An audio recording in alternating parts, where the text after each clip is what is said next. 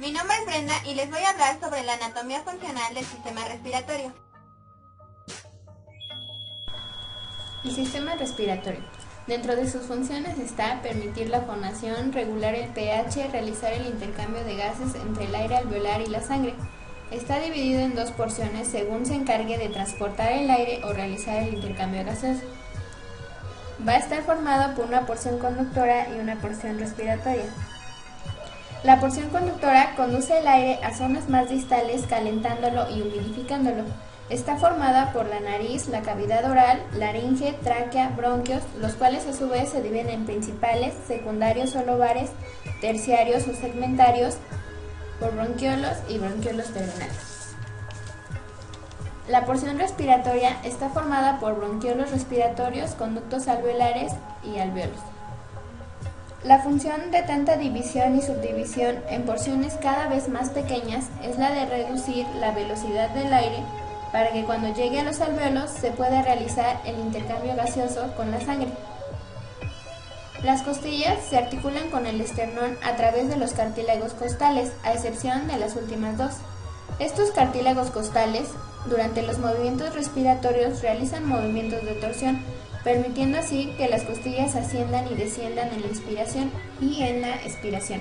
Estos movimientos de la caja torácica la realizan los músculos que se insertan en ella. Muchos de ellos colaboran tanto en la inspiración como en la expiración, de acuerdo a la posición de sus fibras. Los músculos son escalenos, van a estar activos siempre en la inspiración, elevando las primeras 4 costillas, aumentando así el diámetro anteroposterior. El músculo esternocleidomastoideo en individuos sanos no suele contraerse durante la respiración, pero sí lo hace en pacientes con problemas pulmonares crónicos. Otro músculo es el pectoral.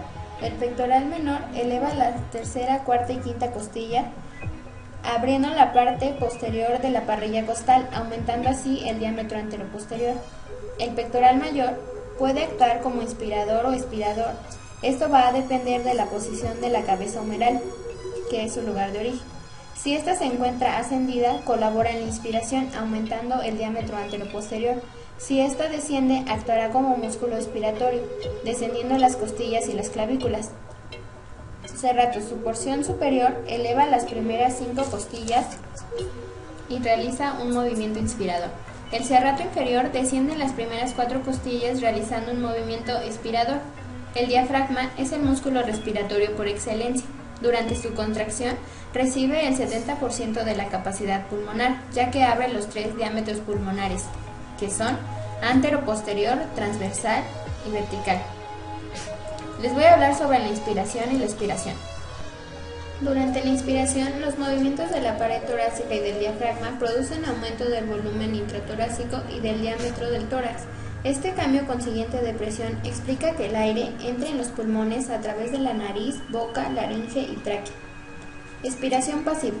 El diafragma y los músculos intercostales y otros se relajan con una disminución del volumen intratorácico y aumento de la presión intratorácica, lo cual hace que el aire de los pulmones se expulse a través de los mismos. El tejido elástico estirado de los pulmones retrocede y expulsa la mayor parte del aire. Los diámetros del diafragma van a ser anteroposterior, transversal y vertical. Les voy a hablar de cada uno de ellos. El diámetro vertical, en la porción central del diafragma, asciende durante la inspiración a medida que el diafragma central desciende, es decir, traccionando hacia abajo, comprimiendo las vísceras abdominales que están debajo de él. Durante la expiración, el diámetro vertical retorna a la normalidad a medida que el retorno elástico de los pulmones produce presión subatmosférica en las cavidades pleurales entre los pulmones y la pared torácica. Las cúpulas diafragmáticas aumentan y disminuyen el diámetro vertical. El diámetro transverso del tórax aumenta ligeramente cuando los músculos intercostales se contraen y elevan el centro de las costillas. A este movimiento se le conoce como movimiento de asa de Baldry. El diámetro anteroposterior del tórax va a aumentar cuando los músculos intercostales se contraigan. El movimiento de la segunda a la sexta costilla en las articulaciones costovertebrales alrededor de un eje que atraviesa el cuello de las costillas determina la elevación de los extremos de las costillas como los mangos de las bombas, por lo cual se le conoce como movimiento en mango de bomba. Las costillas muestran una pendiente inferior por lo que su elevación también da por resultado el movimiento antero-posterior del esternón. Les voy a hablar sobre la función de los pulmones. Los pulmones absorben el oxígeno que las células necesitan para vivir y llevar a cabo sus funciones normales. También oxigenan la sangre y expulsan el CO2. Son dos órganos con el aspecto de un cono, formado por tejido esponjoso color rosa grisáceo. Son livianos y blandos, también son elásticos y se retraen aproximadamente un tercio de su tamaño cuando se abre la cavidad torácica. Están cubiertos por una membrana llamada pleura. Los pulmones están separados el uno del otro por el mediastino. El pulmón derecho tiene dos secciones llamadas lóbulos y el pulmón izquierdo va a tener solo dos. Les voy a hablar sobre el intercambio de aire en los pulmones. El aire entra en los pulmones y sale de ellos mediante los movimientos respiratorios, que son dos: inspiración y expiración. Inspiración. El aire penetra en los pulmones porque estos se inflan al aumentar el volumen en la caja torácica, y es debido a que el diafragma desciende y las costillas se elevan. Expiración. El aire es arrojado al exterior, ya que los pulmones se comprimen al disminuir de tamaño la caja torácica, pues el diafragma y las costillas vuelven a su posición original. Los alvéolos. Los alvéolos constituyen la unidad terminal de la vía aérea y su función fundamental es el intercambio gaseoso. Tiene forma redondeada y su diámetro varía con la profundidad de la respiración.